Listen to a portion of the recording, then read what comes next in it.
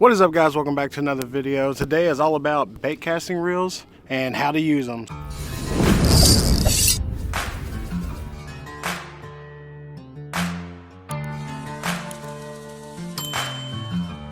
I've had a lot of people asking for this video, so I figured I'd do a start to finish tutorial on how to use a bait cast reel correctly without getting backlash and bird's nest, and also how to cast them correctly without getting backlash and bird nest.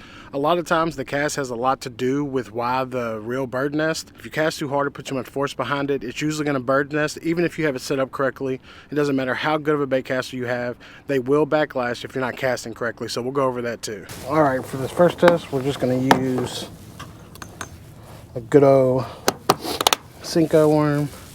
We're throwing a good old Cinco worm on the good old trusty Abu Garcia Max X combo. I picked this combo because it's a really beginner friendly combo, easy to use and very, very effective and good at casting long distances whenever you don't know how to use one of these bad boys. And it's an entry level, so literally they're only about 70 bucks for the whole combo. Anybody who started off with bait casting reels usually started off with an Abu Garcia Black Max combo or a Max X combo. I'm using a lighter bait to kind of give you guys a gauge of the cast. We are going to switch to a heavier bait to show you guys that when you switch baits, you also need to tune your bait caster along with switching that bait. So I'll get to that in a few. So before you do anything, we're going to go to setup. Bait casters have a few main components. The braking system, which is usually on the opposite side of the handle. It goes from minimum to max. It's got a little clicking system in it to where you can hear whenever you're on a certain amount of numbers, so you can remember what number you like to have it on. You got your release right here. I'm pretty sure you guys understand how a release works. It releases the bait. And then you've got your tension knob. Your tension knob controls how much tension is on the spool. Tighten all the way down, you're barely gonna have the spool moving. You have this loosen all the way up, that spool's gonna move around a lot more freely. That is the main parts of a bait cast reel. And then of course you got your drag, but then again your drag doesn't have a lot to do with how to use the bait caster.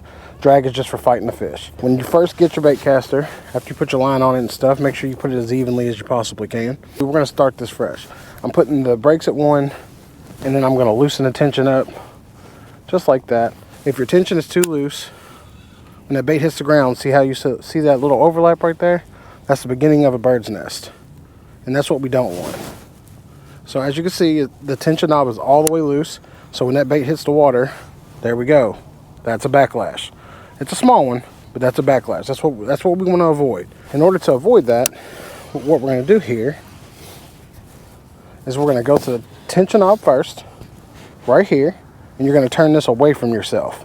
So you're going to turn it towards the tip of the rod, tighten the tension knob all the way down, guys, and then we're going to go ahead and click that release, and you can see the tension's tightened all the way down, so the spool is not releasing the bait. You're going to slowly turn the tension knob towards yourself to slowly release the tension on that spool so that bait falls.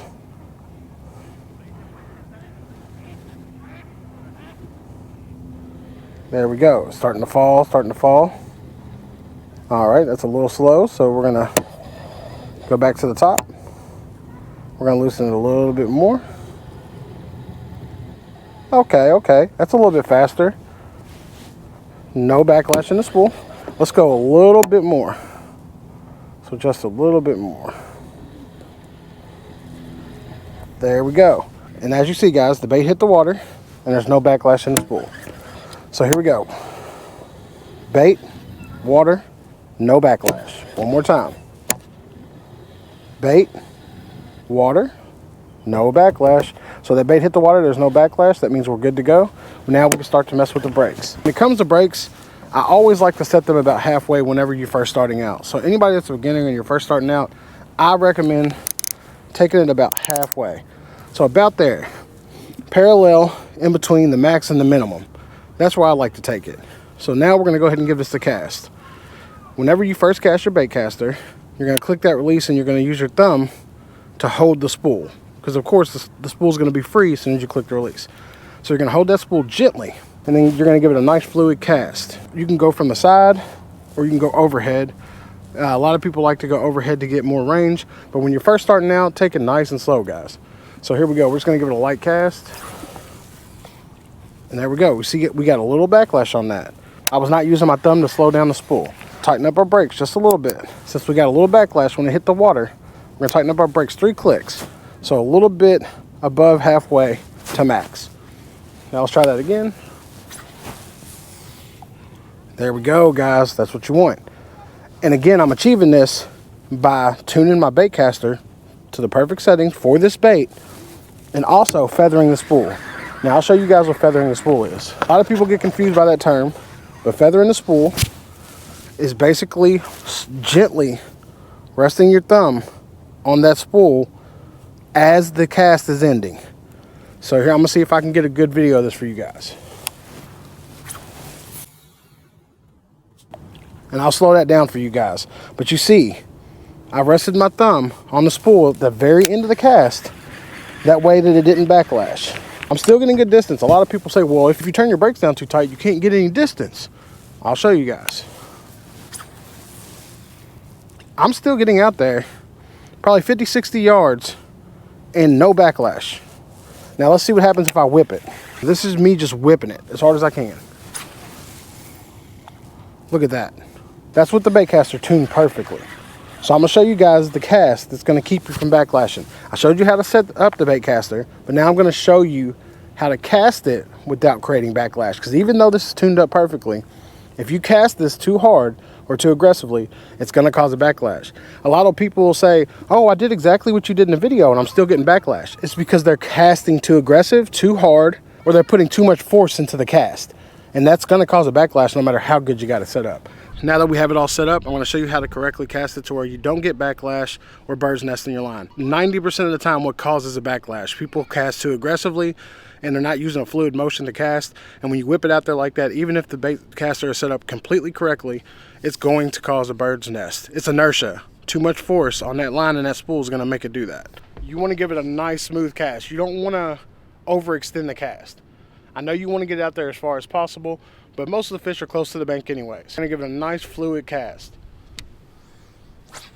Just like that, guys. And that was with me not even touching the spool.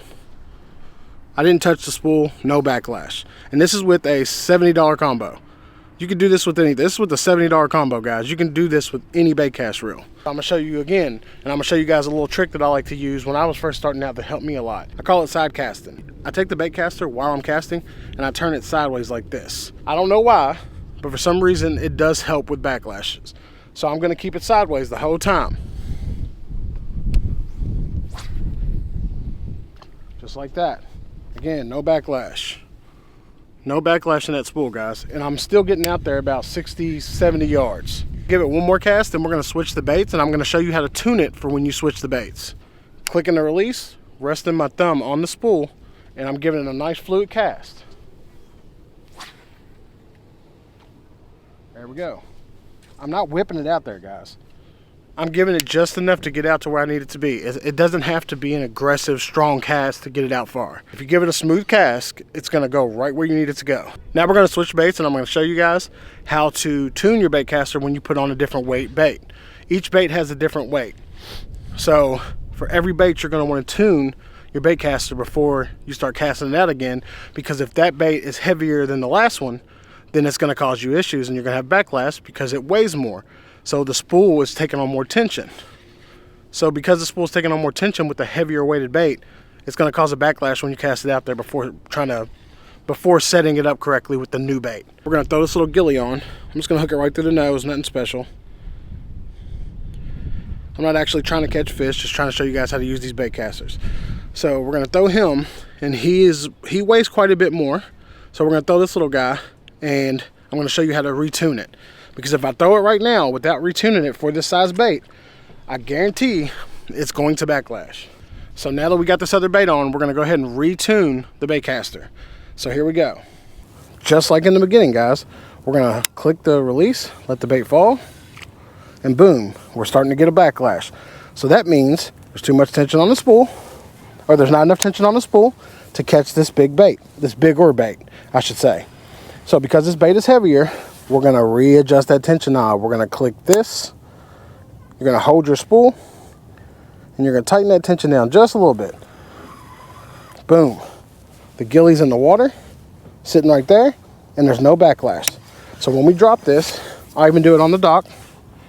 So when we drop this bad boy, nothing. That means it's perfectly set up for this bait. I don't want to have to adjust my baitcaster in between every bait switch. Guys, that was such a small change. I barely tightened the tension knob just a little bit. Boom, we're set up and good to go again. So let's go ahead and give this some cast. Again, nice fluid cast. So right above my head, release, and then there we go. Look at that. Nothing, guys. I didn't even have my thumb on it that time. If you set these up correctly, you don't even have to use your thumb to feather it. All right, so now I'm gonna go ahead and show you guys a side arm cast. You're gonna be casting from the side, turning your body, and then you're gonna release when you're right in front of you. Just like that, guys.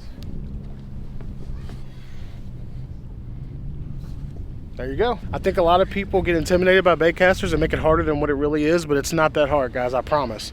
I learned how to tune and use a bait caster in a week, just doing these same techniques.